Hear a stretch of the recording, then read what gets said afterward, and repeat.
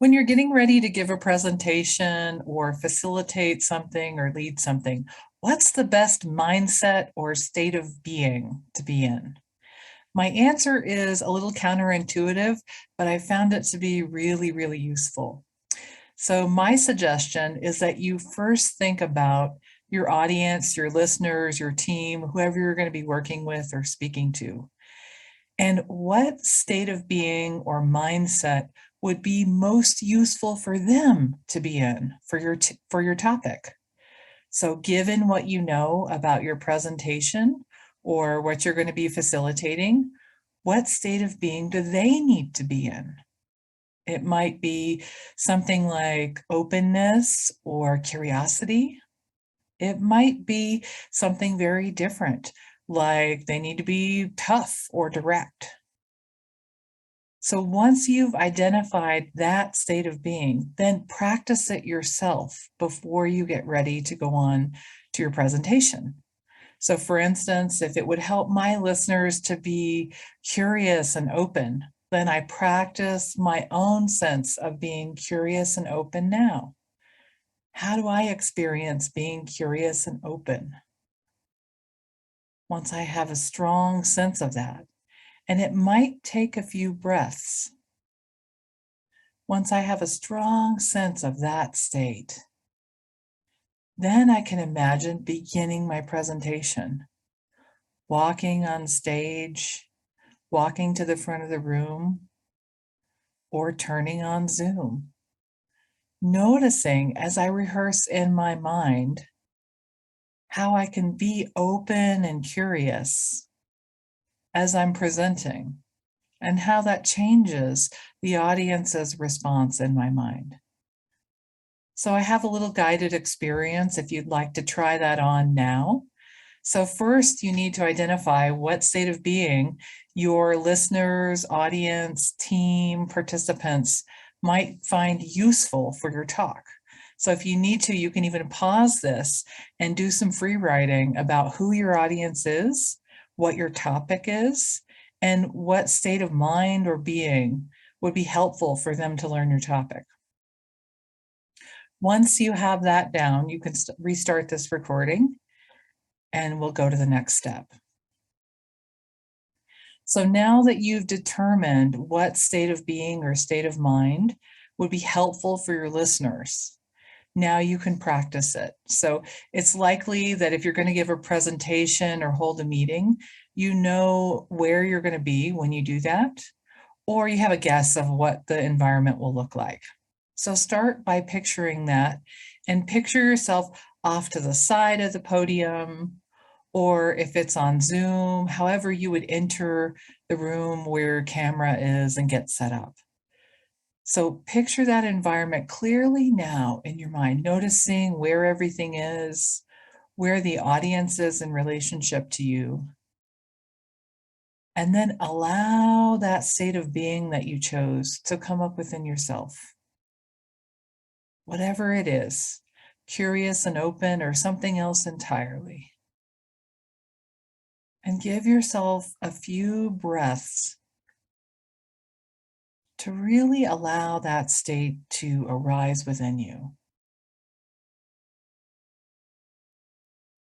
You might notice that as it shows up, you can amplify it or allow it to grow. And once you're really there, now imagine turning on the camera or stepping in front of the podium or moving to the front of the room. Move the movie forward only as quickly as you can continue that state of being that you chose. Notice how it is from your perspective to have this state of being available to you during your talk. Notice from the audience or participant or listener perspective. How is it for them when you have this state of being? Allow in your imagination yourself to come to the end of your presentation or talk or meeting.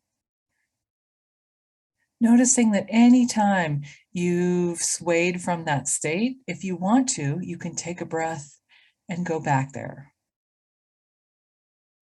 And as you come to the end of your presentation, just notice how it's a little bit different, having this state at hand to help you through your presentation or talk or meeting. Allow yourself to imagine closing and the responses from the audience or your hosts or other people there, having had this resource. And you can practice this several times if you'd like. You can imagine the whole thing in your mind now if you wish. See the environment. Allow that state of being or mindset to show up for you. Step in front of the group. And notice how it is when you have that state of being, that state of mind. Notice how it is for you and for them.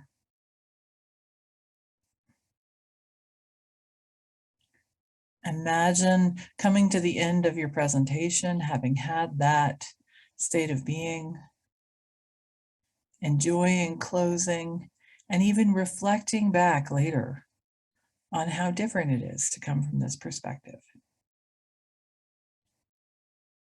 And then you can come back here or there, wherever you are, and arrive back. Great, great. So a couple things in closing. First of all, you can rehearse this several more times if you think it's useful. You can also choose different states of mind and being, play around with which ones work best for you. And they might be very different for different audiences and different topics. So pay attention to that. It's about what state of being would be useful for your listeners. And even though that's the reverse of how we usually do it, I found it to be really useful. And then finally, you can actually use this not just when you're getting ready to present something. You can use it anytime you're designing something for others. So when you're doing your presentation or training design, you can use the same process. When you're getting ready to write about what you're going to speak about, this process can be really useful too. And of course, when you're getting ready to present. So I hope some of this has been helpful and that you have a great day. Thanks.